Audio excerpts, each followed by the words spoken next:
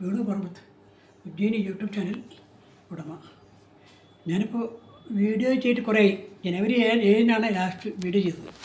Francis മാർപ്പാപ്പയും മാർസും ശബരിമലയും പറഞ്ഞു. അതിനുശേഷം ഇപ്പോൾ 2 ദിവസമായി ചെയ്യുന്നില്ല. അപ്പോൾ എന്താ നമ്മളെ ഈ വീഡിയോ കുറേ ചെയ്തിട്ടൊന്നും വേണ്ടമാരും ജനങ്ങളിൽ വലിയ പ്രതികരണമൊന്നുമില്ല. അപ്പോൾ അതുകൊണ്ട് നമുക്ക് മടുപ്പൊന്നാണ്. അപ്പോൾ പിന്നെ ഇപ്പോൾ അടുത്ത കാലത്ത് ഒരു സംഭവം വന്നു. സംഭവത്തിൽ നമ്മളെ ഫ്രാൻസിസ് മാർപ്പാപ്പയുടെ ആയി ബന്ധപ്പെട്ട ഒരു വിഷയമായിരുന്നു. അതായത് ലൂയി 14 മാർപ്പാപ്പയില്ലേ, ലിയോ 14 മാർപ്പാപ്പയുടെ ഒരു എന്താ പറയണ്ടേ, ഒരു ചാക്രിക ലേഖനം എന്ന് പറഞ്ഞാൽ ഇവർ ക്രിസ്തു മതത്തിൻ്റെ മാർപ്പാപ്പന്മാർ ഇവിടുന്ന് പ്രത്യേക പ്രസംഗങ്ങളിൽ കൊടുക്കുന്ന ലേഖനമാണ്. അതായത് ഫ്രാൻസിസ് മാർപ്പാപ്പയുടെയും ചാക്രിക ലേഖനവുമായി ബന്ധപ്പെട്ടാണ് നമ്മൾ വീഡിയോ ചെയ്തത്. അതിൽ ഈ പുതിയ വീട്ടിലധികം പറയുന്നത് വെച്ചാൽ ഈ ആർട്ടിഫിഷ്യൽ ഇൻ്റലിജൻസ് ഉണ്ടല്ലോ, അതായത് ഇപ്പോൾ പുതിയ ശാസ്ത്രത്തിൻ്റെ പുതിയ കണ്ടുപിടുത്തം, പുതിയ ഇതാണല്ലോ, ഇലക്ട്രോണിക്സ് വഴിയുള്ള സംഭവമാണല്ലോ. അപ്പോൾ അത് സമൂഹത്തിൽ വളരെ ദോഷകരമായ കാര്യം ചെയ്യുമെന്ന് പൊതുവെ അറിയപ്പെടുന്നത്. കാരണം മനുഷ്യൻ്റെ എല്ലാവിധ കഴിവുകളും ഇല്ലാതാക്കി എല്ലാം യന്ത്രത്തിന് അടിമയാക്കുന്ന സംഭവമാണ്. അപ്പോൾ അത് മനുഷ്യവർഗത്തിന് ഗുണത്തേക്കാളേറെ ദോഷമാണ് ചെയ്യുന്നത് ഫ്രാൻസിസ് ഈ പറഞ്ഞ ലിയോ 14 മാർപ്പാപ്പ പറയുന്നതാണ്. അതുകൊണ്ട് അതിനെ അമിതമായി പ്രോത്സാഹിപ്പിക്കാൻ പാടില്ല എന്നുള്ള ഒരാശയം അദ്ദേഹം ഇതിൽ മുന്നോട്ട് വെച്ചിട്ടുള്ള ഒരു വീഡിയോ ആണത്. അപ്പോൾ ഈ യന്ത്രവൽക്കരണം അല്ലെങ്കിൽ ശാസ്ത്രം, സയൻസൊക്കെ പറയുന്നത് മനുഷ്യന് വളരെ ഉപകാരപ്രദമായിട്ടാണ് നമ്മൾ അതിൻ്റെ ആദ്യകാലം കണ്ടത്. കൂടുതലായി മുന്നോട്ട് പോകുമ്പോൾ മനുഷ്യൻ്റെ ദോഷകരമായി തീരുന്ന സംഭവങ്ങൾ ഉണ്ടായിട്ടുണ്ട്. അപ്പോൾ അത് മറ്റേ നമ്മുടെ ഇതുണ്ട്, നമ്മുടെ ഗാന്ധി എന്ന യന്ത്രവൽക്കരണത്തിനെതിരായിരുന്നല്ലോ, ഓവറായിട്ട് യന്ത്രവൽക്കരണത്തിന് അയാൾ കുടിലോത്സാഹിക്കാണല്ലോ പറഞ്ഞത്. അതുതന്നെ അദ്ദേഹത്തിൻ്റെ ശേഷം പാത പറ്റി ലോഹി അതുപോലത്തെ യന്ത്രവൽക്കരണത്തിന് എതിരായിരുന്നു. അദ്ദേഹം ഈ വൻകിട യന്ത്രവൽക്കരണം ചൂഷണത്തിന് കാരണമായിട്ടുണ്ട്. യൂറോപ്പിലേക്ക് വൻതോതിൽ ഇവിടുന്ന് മറ്റേ റോ മെറ്റീരിയൽസ് കൊണ്ടുപോയി ഇങ്ങോട്ട് ഉണ്ടായിക്കൊണ്ടുവരികയാണല്ലോ. അപ്പോൾ അത് ചൂഷണത്തിന് കാരണമായിട്ടൊന്ന് മനസ്സിലാക്കിയതിൻ്റെ പേരിൽ കൂടിയാണ് ഈ വൻകിട യന്ത്രവൽക്കരണത്തിനെതിരായിട്ട് ഗാന്ധിയും അതിനുശേഷം ലോഹിയും നിലപാടെടുത്തത്. ലോഹി പിന്നെ അതിന് പകരമായിട്ട് കുടിവ്യവസായത്തിൽ സ്മോൾ യൂണിറ്റ് ടെക്നോളജി എന്നൊരു ആശയം മുന്നോട്ടൊക്കെ ഉണ്ടായി. അപ്പോൾ അങ്ങനെ അതാണ് അതിനെ പറ്റിയുള്ളത്. അപ്പോൾ അത് സംബന്ധമായിട്ട് ഉള്ള ഈ വീഡിയോ ഇതൊക്കെ വന്ന സമയത്ത് ഇപ്പോൾ അടുത്ത കാലത്തായിട്ട് ഈ 3 നമ്മുടെ പ്രമുഖ എഴുത്തുകാർ കേരളത്തിലെ മലയാളത്തിലെ 3 വീഡിയോ ചെയ്തിട്ടുണ്ട്. അതൊക്കെ ഇതായിട്ട് ബന്ധപ്പെട്ട ഒരു വീഡിയോ കൂടിയാണ്. അതായത് ഒന്ന് നമ്മളെ ചക്കര എഴുതിയാണ്. ചക്കര എഴുതിയ ലേഖനം എന്ന് പറഞ്ഞാൽ അതിൽ പറയുന്ന ഒരു വിഷയം ഇതാണ്: മലയാളിയുടെ ഭാവി എന്ന് പറഞ്ഞാണ് ചെയ്തിരിക്കുന്നത്. വളരെ വലിയ ലേഖനമാണ്. അതിൽ പറയുന്ന കാര്യം അവസാനം പറയുന്നത് വെച്ചാൽ ഈ കേരളം എന്ന് പറഞ്ഞാൽ ലോകത്തിൻ്റെ മാതൃക. എങ്ങനെയാണ് ഇവിടെയുള്ള 3 മതങ്ങൾ, ഇസ്ലാം, ക്രിസ്ത്യാനി, ഹിന്ദുക്കളും ഐക്യത്തോടെ ജീവിക്കുക. ഇത് ലോകത്തിൽ ഇങ്ങനെ ഐക്യത്തോടെ ജീവിച്ച സംഭവം വളരെ കുറവാണ്. അത് കേരളത്തെ അങ്ങനെ മാതൃക കാണിക്കാണ്. പക്ഷേ ഈ ചക്കര അവസാനിപ്പിക്കുന്നത് എങ്ങനെയാണെന്ന് പറഞ്ഞാൽ നമ്മുടെ ഈ ഒരു ഐക്യത്തിന് അടുത്ത കാലത്തായിട്ട് വളരെ വെല്ലുവിളി നമ്മുടെ നേടുന്നുണ്ട്. അപ്പോൾ അത് പരിഹരിക്കാൻ ഉള്ള ശ്രമം മലയാളി നടത്തണം. അല്ലെങ്കിൽ മലയാളികളുടെ ഭാവി, അതായത് നമ്മുടെ കുട്ടികളുടെ ഭാവി അപകടത്തിലായിരിക്കും. ഈ വർഗീയതയ്ക്കെതിരായ ഒരു നിലപാടൊക്കെ നമുക്ക് എടുത്തുകൊണ്ട് ഐക്യത്തിൻ്റെ സന്ദേശം ജനങ്ങളിൽ എത്തിക്കണം എന്നതാണ് എന്ന് പറഞ്ഞുകൊണ്ടാണ് ചക്കര ആ ലേഖനം അവസാനിപ്പിക്കുന്നത്. പിന്നെ വേറെ 2 ലേഖനങ്ങൾ ഇപ്പോൾ അടുത്ത കാലത്തായിട്ട് മാത്രമേ വരികയുണ്ടായി. ഒന്ന് നമ്മുടെ സുനിൽ പി ഇളയിടം എന്ന് പറഞ്ഞിട്ട് ഇദ്ദേഹം ഒരു ചിന്തകനാണ്. ശങ്കരാചാര്യ യൂണിവേഴ്സിറ്റി വന്ന ഡോക്ടർ ചെയ്തതാണ്. അദ്ദേഹം ഒരു ഇയാളെ പറ്റി നമ്മുടെ സുകുമാരാഴിക്കോട് ലേഖനം ചെയ്തിരുന്നു. പിന്നെ വേറെ ഒരു ലേഖനം ഉണ്ടായി വന്നിരിക്കുന്നത് നമ്മുടെ ഇയാളുടെ KP രാമനുണ്ണിനാണ്. അദ്ദേഹം പറയുന്ന കാര്യം, അതായത് നമ്മുടെ കാര്യം ഒ വി വിജയൻ്റെ രാഷ്ട്രീയമായി ബന്ധപ്പെടുത്തിക്കൊണ്ടാണ് KP രാമനുണ്ണി സംസാരിക്കുന്നത്. അതായത് മാർസത്തിന് 3 കാര്യങ്ങൾ, മാർസുമായി ബന്ധപ്പെട്ട 3 കാര്യങ്ങൾ പറയുന്നുണ്ട്. ഒന്ന് ഞാൻ സാമ്പ്രദായിക മാർസം, അതായത് നമ്മളിപ്പോൾ അറിയുന്ന തൊഴിലാളികൾക്ക് വിപ്ലവം എന്നൊക്കെ പറയുന്ന സംഭവമല്ലേ, ആ സാമ്പ്രദായ മാർസം. അതിനുശേഷം അദ്ദേഹം വേറൊരു മാർസമൊക്കെ പറയുന്നുണ്ട്. അതായത് മാർസത്തിന് തന്നെ വരുന്നതാണ്. അതായത്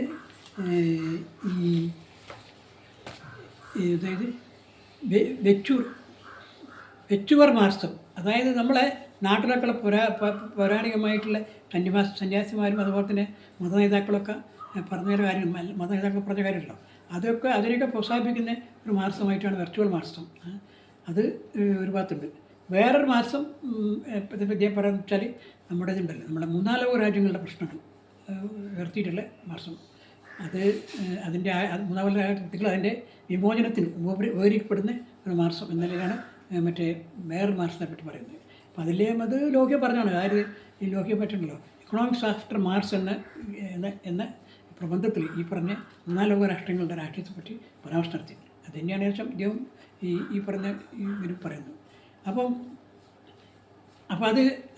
അതിനെ ഒക്കെ വിശദീകരിച്ചുകൊണ്ടാണ് ഈ പറഞ്ഞ നമ്മളെ കെ പി രാമനുണ്ണി സംസാരിക്കുന്നത്. പക്ഷേ കെ പി രാമനുണ്ണി സംസാരിക്കുമ്പോൾ മറ്റേ ഇദ്ദേഹം പറഞ്ഞിട്ടുണ്ട് ഇയാളെ ഇതുമായിട്ട് ബന്ധപ്പെട്ടു നമ്മളെ ഈ ഒ വി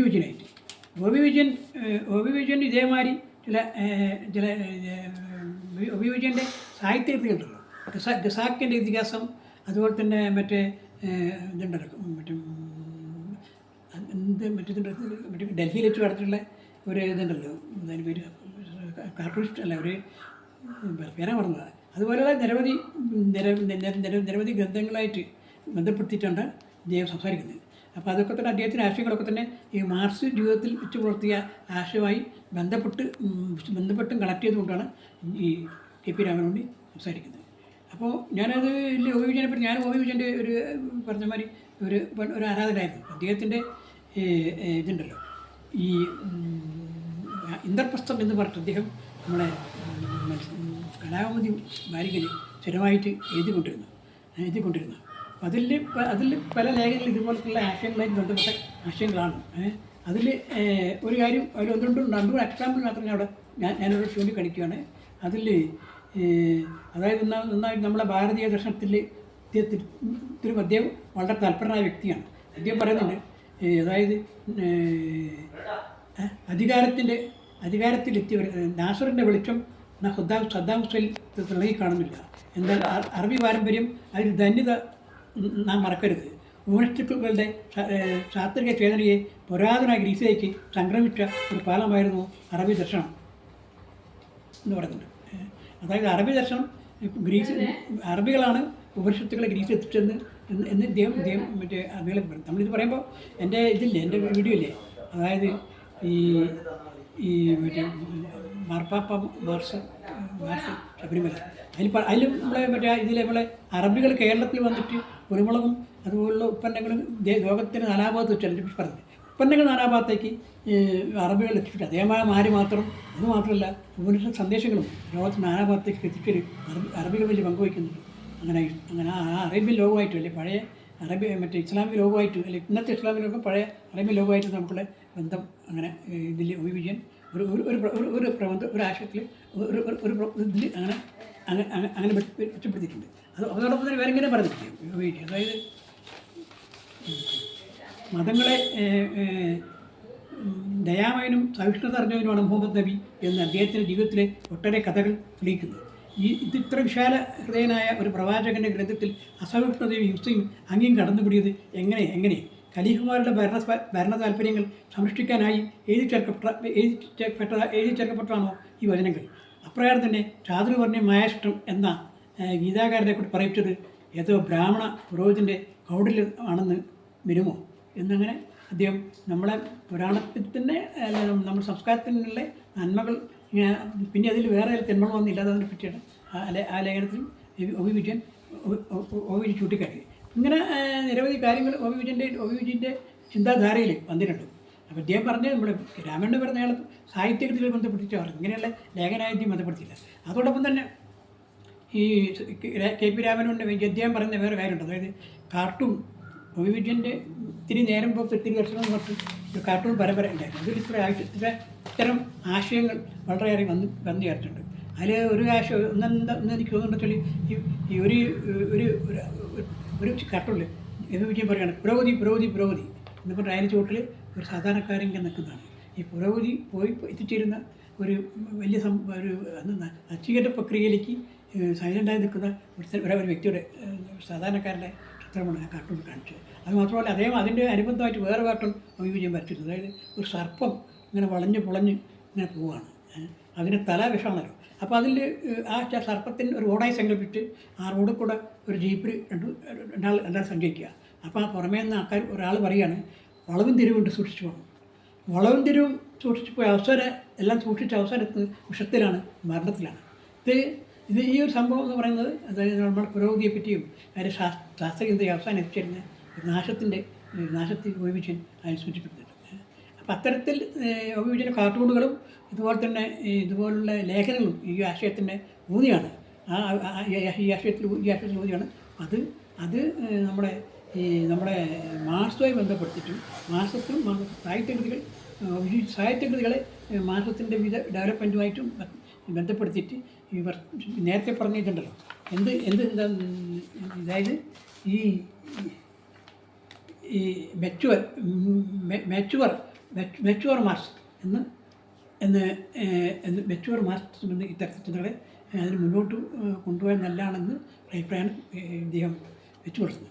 അതായത് ഈ പ്രബന്ധത്തിൽ കെപ്പരിയാറുണ്ട്. അതോടൊപ്പം തന്നെ വേറെ 3-4 ലോക രാജ്യങ്ങളുമായി ബന്ധപ്പെട്ടുള്ള ഞാൻ നേരത്തെ പറഞ്ഞല്ലോ ഇക്കണോമിക്സ് ആഫ്റ്റർ മാർക്സ് അതും ഇതിൻ്റെ ഒരു ഭാഗമായിട്ട് മാർക്സിൻ്റെ ഭാഗമായിട്ട് കാണുന്നുണ്ട്. പക്ഷേ ഇതൊക്കെ നല്ല കാര്യങ്ങളാണ്. അതേമാതിരി തന്നെ വേറൊരു പ്രബന്ധം ഇത് സംബന്ധമായിട്ട് വന്നിട്ടുണ്ട് മാതൃഭൂമിത്തിൽ അതേ കാലത്ത്. നമ്മുടെ ശില്പി ഇളയിടത്തിലാണ്. ശില്പി ഇളയിടത്തിൽ ലേഖനം എന്ന് പറയുന്നത് നമ്മൾ സുകുമാർ അഴീക്കോടിൻ്റെ ശതവാർഷികമാണല്ലോ ഇപ്പോൾ. അതുമായി ബന്ധമായി സുകുമാർ അഴീക്കോടിനെ പറ്റി സുകുമാർ അഴീക്കോട് ലേഖനം സുകുമാർ അഴീക്കോടെ പറ്റി ലേഖനം. അതിൽ ഒരു കാര്യം എന്താ വെച്ചാൽ 2 ഭാഗമായിട്ട് പറയുന്നുണ്ട്. ആദ്യമായിട്ട് ഗാന്ധിയൻ ആശയത്തെ എങ്ങനെ സുകുമാർ അഴീക്കോട് കൊണ്ടുപോയി എന്നുള്ള കാര്യങ്ങൾ ആദ്യം പരാമർശിക്കുന്നത്. അപ്പോൾ അതോടൊപ്പം തന്നെ വേറെ കാര്യം എന്താ വെച്ചാൽ ജീവൻ പറഞ്ഞാൽ വേറെ 1-2 ഇയാളെ ശില്പി ഇളയിടത്തിൻ്റെ 3 സംഭവം അടുത്ത് ഞാൻ കേട്ടിട്ടുണ്ട്. ഈ ലേഖനത്തിന് പുറമെ അദ്ദേഹം മറ്റേ നമ്മുടെ സോഷ്യൽ മീഡിയയിൽ എഴുതിയ മാർക്സിൻ്റെ ഭാവി എന്ന ഒരു ഇതുണ്ട്, അത് ഞാൻ വായിച്ചിട്ടുണ്ട്. അതോടൊപ്പം തന്നെ ഞാൻ നേരിട്ട് വന്ന് കോഴിക്കോട് KPKC ഹോളിൽ നമ്മുടെ ശ്രീധരൻ ശാസ്ത്ര സാഹിത്യ പ്രശ്നം ശ്രീധരൻ ദേവരിക്കോളെ ലെറ്ററായിരുന്നു. അദ്ദേഹത്തെ ഒരു പുസ്തകം എഴുതിയിരുന്നു, പുസ്തക പ്രകാശനം അദ്ദേഹം വന്നിരുന്നു. അദ്ദേഹം അവിടെ വെച്ചും അദ്ദേഹം പ്രസംഗിച്ചിട്ടുണ്ട്.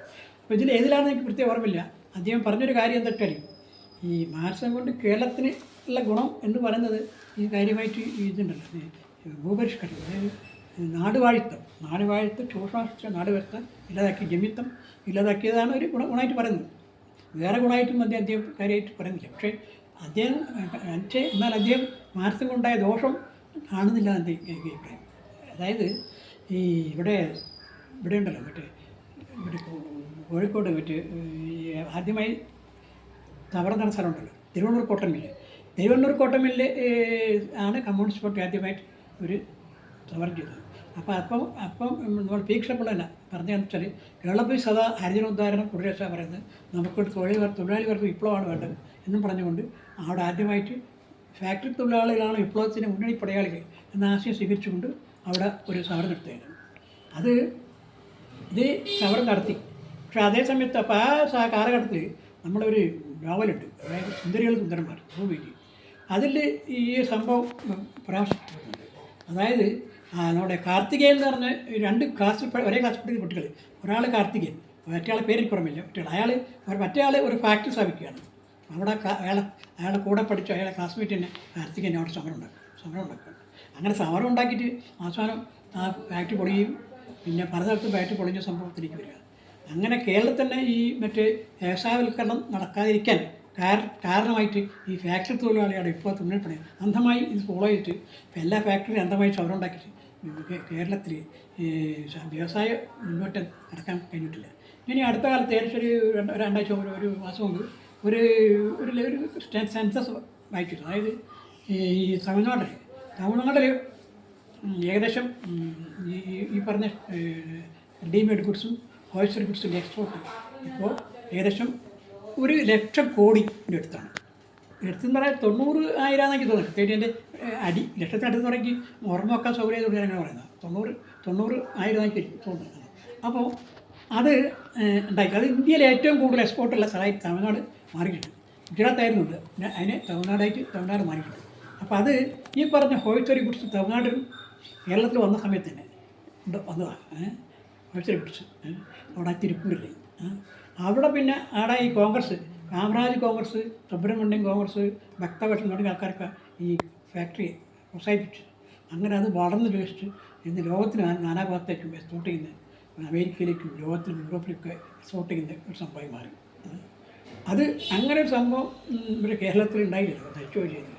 അപ്പോൾ അത് ഈ പറഞ്ഞ അന്ധമായ യൂറോ സെൻട്രിക് ആയിട്ടുള്ള മാർക്സം ഇവിടെ ഇവിടെ വളർന്നതിൻ്റെ ഒരു ഫലം. അത് ഇദ്ദേഹത്തിന് ചൂണ്ടിക്കാണിച്ചില്ല ശില്പികളുടെ ആ ദോഷം.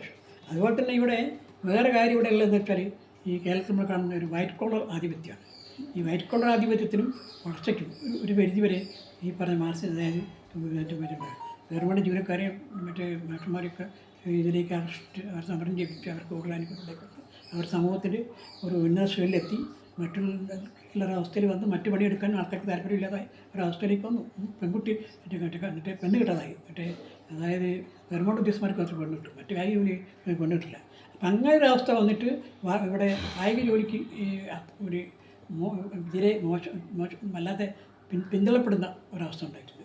അപ്പം അതും കേരളത്തിൻ്റെ വികസനത്തിന് ദോഷകരമായി ബാധിക്കുന്നു. ഇപ്പോൾ അടുത്ത കാലത്ത് ഇപ്പോൾ ഇവിടെ വന്നുണ്ട്. ഇപ്പോൾ ഇത് ഈ നമ്മളെ വന്ന ഒരു സംഭവം ഇലക്ഷൻ ഒറീസയിലും ആസാമിലും മറ്റേ ബംഗാളിലെ ഇലക്ഷൻ വന്നപ്പോൾ കണ്ടമാനം ഇവിടെയുള്ള തൊഴിലാളികൾ തൊഴിലാളി കമ്പ്ലീറ്റ് അങ്ങോട്ട് പോയതുകൊണ്ട് ആ മേഖലകൾ തീരെ ഒരു പണി നടക്കാത്ത അവസ്ഥയാണ്. അപ്പോൾ ഈ ഒരു അവസ്ഥയും മാസത്തിൻ്റെ ഒരു ദോഷഫലമായിട്ട് കാണാം. അപ്പോൾ അത് അവസ്ഥയിൽ മോചനം നേടാൻ ചില മാർഗ്ഗങ്ങൾ നമ്മൾ ചില വീഡിയോ ചെയ്തിട്ടുണ്ട്. അപ്പോൾ ഇത് വെറുതെ ഇതാണെന്നും പറയാം. നമ്മളിപ്പോൾ ഞാൻ 2-3 വീഡിയോസ് സംബന്ധമായിട്ടും ചെയ്തിട്ടുണ്ട്. കേളുക്കുട്ടി മെസ്സിയെ പറ്റി വീഡിയോ ചെയ്തിട്ടുണ്ട്. പിന്നെ ഇയാളെ സച്ചിദാനന്ദനും മറ്റേ വേറൊരു വീഡിയോ അതിർത്തി എന്ന് പറഞ്ഞിട്ട് വേറെ വീഡിയോ ചെയ്തിട്ടുണ്ട്. പിന്നെ മേലനങ്ക നാഗരികതയും പുത്തനാഗരികത ഇതൊക്കെ ഈ വിഷയം ഞാൻ കൈകാര്യം ചെയ്തിട്ടുണ്ട്. അപ്പോൾ ആ വീഡിയോ ഒക്കെ ആൾക്കാർ ശ്രദ്ധിച്ചാൽ ഞാൻ എന്താ പറഞ്ഞു മനസ്സിലായപ്പോൾ ഞാൻ കൂടുതൽ പറയുന്നില്ല. അപ്പം അങ്ങനെയാണ്. അപ്പോൾ ഇനി മൂന്നാമതായിട്ട് ഇപ്പോൾ നമ്മളിപ്പോൾ അത് ഇയാൾ ശില്പികളുടെ ഇങ്ങനെ ഒരു ദോഷവശം പറഞ്ഞില്ല എന്നാൽ അദ്ദേഹം പറഞ്ഞ വേറെ കാര്യം പിന്നെ പറഞ്ഞതെന്ന് വെച്ചാൽ സുകുമാർ വാഴക്കൂടെ പറ്റി അദ്ദേഹം ഉണ്ടല്ലോ, അദ്ദേഹത്തിൻ്റെ ഉപനിഷത്തുകളായിട്ടുള്ള രാജ്യത്തെപ്പറ്റിയും അദ്ദേഹം എഴുതിയ ഗ്രന്ഥമുണ്ടല്ലോ തത്വമസിയെ പറ്റി സുകുമാർ വാഴക്കൂടെ എഴുതിയ ഗ്രന്ഥത്തെപ്പറ്റി പരാമർശിക്കുന്നുണ്ട്. പക്ഷേ തത്വമസിയെ പറ്റി ഞാൻ പരാമർശമുണ്ട്. ഇതാ ശബരിമല വിഷയ സമുദായം സുകുമാർ വാഴക്കൂടെ തത്വമസിയെ പറ്റി ഞാൻ പറഞ്ഞിട്ടുണ്ട്. പക്ഷേ ഇതൊക്കെയാണ് മൊത്തം ഈ 3 പേരുടെ നമ്മളെ ഈ അടുത്ത കാലത്ത് ലേഖനത്തിലെ വിഷയങ്ങൾ. പക്ഷേ ഇവർ ആരും തന്നെ ഈ ഒരു ആശയമുണ്ടല്ലോ, അതായത് ഉപനിഷത്ത് ആശയങ്ങൾ ഏത് വിധത്തിൽ വർത്തമാനകാലത്തിലേക്ക് കൊണ്ടുവരാം, അല്ലെങ്കിൽ ഈ നേരത്തെ പറഞ്ഞ വിധത്തിലുള്ള മറ്റേതല്ലോ കായിക ജോലിയോടുള്ള അതൃപ്തി എങ്ങനെ പരിഹരിക്കാം, ഇതിനെപ്പറ്റി ഒരു അഭിപ്രായം ഇവരാരും വെച്ചുകൊടുക്കുന്നില്ല. ഒരു ആശയങ്ങൾ പറഞ്ഞു പോകുന്നത്. പക്ഷേ നമ്മളെ സംബന്ധിച്ചിടത്തോളം നമ്മളെ ഒരു പ്രോഗ്രാം, അതായത് നമ്മുടെ ഉപനിഷത്തിലെ ഏറ്റവും കൂടുതൽ ഗ്രാഹ്യമുള്ള ആൾക്കാണ് മറ്റേ ഇയാൾ നമ്മളെ സന്യാസി പറ്റിയാൾ എന്താ പറഞ്ഞ ഊട്ടികളിലെ നിത്യവിധി അയാൾ ഗുരു ഉണ്ടായിരുന്നല്ലോ. അവരൊക്കെ ഭയങ്കരമായിട്ട് ഉപനിഷത്തെ പറ്റിയിട്ട് എഴുതി പഠിപ്പിച്ച് അതിൻ്റെ സ്കൂൾ സ്ഥാപിച്ചു. അപ്പോൾ അദ്ദേഹത്തിൻ്റെ കേന്ദ്രം ഇവിടെ അല്ലേ ഊട്ടികളിലെ ഇപ്പം മരിച്ചു അദ്ദേഹം കേന്ദ്രത്തിലേക്ക് ഒരു യാത്ര നടത്തണം, ഉപനിഷത്തിൻ്റെ സന്ദേശം എത്തിക്കുക എന്നുള്ള ഉദ്ദേശത്തിൽ അങ്ങനെ ഞങ്ങളൊരു വലിയ യാത്ര നമ്മൾ ഇവിടെ കോഴിക്കോട് നിന്ന് കൊല്ലത്ത് നിന്ന് ആരംഭിച്ചിട്ട് ആരംഭിക്കുക എന്ന് പറയുന്നത് നമ്മുടെ കൊല്ലം SNDP സ്കൂൾ. കാരണം വെച്ചാൽ ഈ നമ്മളെ ഇയാളുണ്ടല്ലോ TK മാധവൻ, നമ്മളെ ഇയാൾ വൈക്കം സത്യാഗ്രഹ നായകൻ SNDPക്കാരനാണ്. അപ്പോൾ അതിനെ ഇതാക്കിക്കൊണ്ട് അദ്ദേഹത്തെ സ്ഥാപിച്ചിട്ട് ആരംഭിച്ചിട്ട് മറ്റു ഊട്ടി വരെ സഞ്ചരിക്കാനുള്ള ഒരു യാത്ര ഞങ്ങൾ പരിപാടിയിട്ട് അതിൽ പറഞ്ഞാൽ നമ്മുടെ പുരാണ ഉപനിഷത്തുകൾ ജന്മദ്യത്തിലേക്ക് എത്തിക്കാനും ഉള്ള പരിപാടിയാണ്. അതുപോലെ തന്നെ വേറെ കാര്യം കൂടി ഞാനിപ്പോൾ ഇത് ചെയ്യാൻ ഉദ്ദേശിക്കുന്നുണ്ട്. അത് വിജയിച്ചില്ല. അതെന്താ വെച്ചാൽ നമ്മളെ ഈ ഇദ്ദേഹത്തെ ഉണ്ടല്ലോ നമ്മളെ പത്മനാഭ ഗുരുദേവൻ, അദ്ദേഹത്തിൻ്റെ ആശയങ്ങൾ വളരെ ഇതാണല്ലോ, പ്രസിദ്ധമാണല്ലോ. അദ്ദേഹം ഗുരുവിൻ ചേരുവിൻ പരിത്യാഗ മുഹൂർത്തം പങ്കെടുക്കും എന്ന് പറഞ്ഞ് പരിത്യാഗത്തിൻ്റെ ഒരു ആശയം അദ്ദേഹം മുന്നോട്ടിട്ടുണ്ട്. അത് വളരെ ശക്തമായാണ് ആശയം. പക്ഷേ അയാളുടെ ആശയം ഏറ്റെടുത്ത ആളാണ് ഒരാളെങ്കിൽ സൊസൈറ്റി എന്ന് പറയുന്നത്. പക്ഷേ ഒരാളെങ്കിൽ സൊസൈറ്റിയോട് നമ്മൾ ഈ യാത്രയ്ക്ക് ചില 10 ആളെ യാത്രയ്ക്ക് ഊട്ടി വരെ യാത്ര ചെയ്യാനുള്ള ഒരു ചിലവ്, ചെറിയ ചിലവ് അവർ വായിക്കാൻ കഴിച്ചാൽ നമുക്ക് യാത്ര നടക്കും എന്ന് പറഞ്ഞിട്ട് അവരും ചെയ്യില്ല. അവർ സാമ്പത്തികമായി ഇത്തരം സഹായം ചെയ്ത് തയ്യാറായിട്ടില്ല. അപ്പോൾ അതുകൊണ്ട് നമുക്ക് ആ യാത്ര അത് പിന്നെ ഞാനത് വേറെ ആരോടും ആവശ്യപ്പെട്ടു, അത് നടന്നില്ല. പക്ഷേ ഇപ്പോൾ ഞാൻ പറയുന്ന വേറെ വിഷയം, അതായത് അവിടെ മറ്റേ ഈ ഇയാളുണ്ടല്ലോ നമ്മുടെ 3 സ്ഥാപനങ്ങൾ ഒരാളും അടുത്തായിട്ട് ഉണ്ട്. ഒന്ന് ഇത് അവിടെ ഒരു പള്ളിയുണ്ട്. പള്ളി എന്ന് പറഞ്ഞാൽ നമ്മൾ ഇവിടെ ഇതിൻ്റെ ഈ ഇവിടെ പറയും എന്തുകൊണ്ട് കുഞ്ഞിപ്പള്ളി എന്ന് പറയും. അതായത് വളരെ കുറച്ച് വടക്ക് വന്നിട്ട് കുഞ്ഞിപ്പള്ളി. അത് ഭയങ്കര പ്രാധാന്യമുള്ള പള്ളിയാണ്. അതിനെപ്പറ്റി ഇഷ്ടമായിരിക്കും. കാരണം നമ്മളെ ഇയാൾ ആര് ചരിത്രകാരൻ, അദ്ദേഹത്തിൻ്റെ പേര് ഡോക്ടർ KK കുറുപ്പ്. അത് ഇവിടെ ആ പള്ളിക്കുള്ള പ്രത്യേകത എന്താണെന്ന് പറഞ്ഞാൽ നമ്മുടെ ഇയാളുടെ കുഞ്ഞാലിമരക്കാർ പോർച്ചുഗീസുകാരുടെ ഐതിഹാസികമായ പുറത്ത് നടത്തിയ വ്യക്തിയുണ്ടോ, അദ്ദേഹം സ്വാധീനിച്ച വ്യക്തി ആണ് അദ്ദേഹം. അതായത് ഷെയ്ഖ് സൈനുദ്ദീൻ മക്കോടൻ എന്ന് പറഞ്ഞാൽ ആണ് ആ പള്ളിയിലാണ് ഇയാളുടെ ശവം മറവിയത്. ഇയാളെ മാത്രമല്ല, ഇയാളെ അമ്മേൻ്റെ ശവം മറവിയത്. അദ്ദേഹത്തിൻ്റെ ആശയം കാര്യം വന്ന് അദ്ദേഹം ഈ പോർച്ചുഗീസുകാരോട് വന്ന സമയത്ത് അവർക്കെതിരെ പോരാടാൻ ഈ കുഞ്ഞാലിമരക്കാരെ പ്രചോദിപ്പിച്ച വ്യക്തി ഇദ്ദേഹമാണ്. അപ്പോൾ അങ്ങനെ ഇവിടെ യൂറോപ്യൻ ആധിപത്യത്തിനെതിരായിട്ടുള്ള ഫൈറ്റ് ചെയ്ത വ്യക്തിയായത്. അപ്പോൾ അതാണ് തീർത്ഥാടന കേന്ദ്രമായിട്ട് ഇപ്പോൾ അത് മാറിയിട്ടുണ്ടല്ലോ. അപ്പോൾ അതിനെ അപ്പോൾ ആ ഒരു ആശയം മുന്നോട്ട് ആ പള്ളി അപ്പോൾ നമ്മൾ സ്വാതന്ത്ര്യ സമരവുമായി ബന്ധപ്പെട്ട് ഒരു പ്രാധാന്യമുള്ള പള്ളിയാണത്. അപ്പോൾ ആ ആശയം എന്ന് പറഞ്ഞാൽ നമ്മുടെ സാമൂതിരിയുടെ ശിക്ഷ ഇതുകൊണ്ടിട്ട് നമ്മുടെ ഭാരതീയ ഭാഷയോ മറ്റു ഇസ്ലാമിക ആശയം സംയോജിപ്പിച്ചുകൊണ്ട് മുന്നോട്ട് കൊണ്ടുപോയ വ്യക്തിയാണ്. എന്താ ഈ വിളക്കത്തിരി സമ്മേളനം എന്നൊക്കെ പറഞ്ഞിട്ടുണ്ട്. മുസ്ലിംസ് ഈ നിലവിളക്കിൻ്റെ അടുത്ത് നിന്നിട്ട് ആശയം കൈമാറുന്നതിന് വിളക്കത്തിരി എന്ന് പറയുന്ന ഒരു സംഭവം. അദ്ദേഹം അങ്ങനെ നമ്മുടെ കേരളത്തിലെ ആശയം മറ്റു ഉത്സവങ്ങളൊക്കെ സമാനമായ സംഭവമൊക്കെ ഉണ്ടാക്കിയിട്ട് ആണ് അദ്ദേഹം അതിനോടെ മുസ്ലിംമാർക്ക് മുണ്ട് ഒരു ഇതാക്കി കൊടുത്തിട്ട് വസ്ത്രമായി കൊടുത്തിട്ട് ഒരു കേരളീയമായ ഒരു രൂപഭാവങ്ങളൊക്കെ ഉണ്ടാക്കിയ വ്യക്തിയാണ്. അപ്പം അവിടെ നിന്നും കുറച്ച് ആൾക്കാരെ നമ്മൾ വിളിക്കുക. നമ്മുടെ പിന്നെ അതോടൊപ്പം തന്നെ ഈ ഇവിടെയുണ്ട് മാഹിയിൽ ശ്രീകൃഷ്ണ ക്ഷേത്രമുണ്ട്.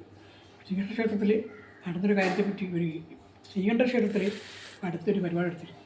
ഒരു നിസാം എന്ന് പറഞ്ഞ ആൾ, നിസാൻ, അതായത് ഉണ്ടല്ലോ കഠോപരിഷത്തെപ്പറ്റി ക്ലാസ് എടുത്ത്, അത് മുസ്ലിമാണ്. അപ്പോൾ അയാൾ ഇതിൻ്റെ ആർട്ട് ഓഫ് ലിവിങ്ങിൻ്റെ ആളാണ്. അയാൾ ആർട്ട് ഓഫ് ലിവിങ് മാഷാണ്.